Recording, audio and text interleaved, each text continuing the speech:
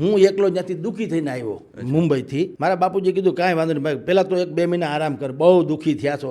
એમાં કેશોદના દિનુભાઈ દેવાણી અત્યારે પણ એજન્ટ છે, અખબારી એજન્ટ આજે છે. એમાં દિનુભાઈ આવ્યા, દુકાને બેઠા, પાણી બાણી પીધું. વાતમાંથી વાત નહીં, શું દિનુભાઈને કે તમે કરો? એ કે ભાઈ મારે છાપાની એજન્સી છે. તો છાપાનું નામ આવ્યું એટલે મારા ફાધર જરાક ચમક્યા કે ભાઈ તમારે છાપાનું છે તો મારો છોકરો મુંબઈથી આવ્યો દુઃખી થઈને, એને કંઈક નોકરીનું કહ્યું તો કરજો ને, કે બોલાવો.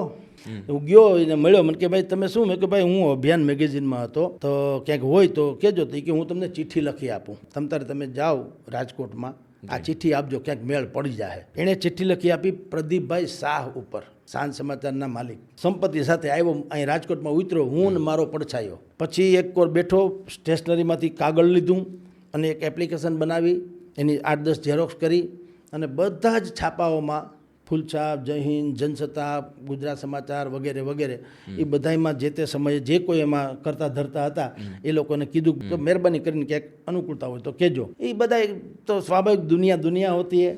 કેટલાક લોકોએ ઠઠ્ઠા મસ્કરી કરી.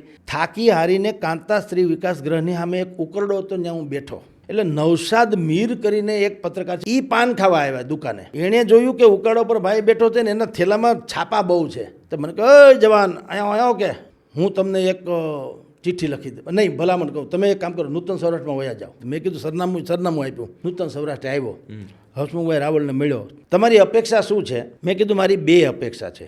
તમારે મને પગાર ન આપવો, અને અપેક્ષા નંબર 2, તમારે મને તુકારે ન બોલાવવો.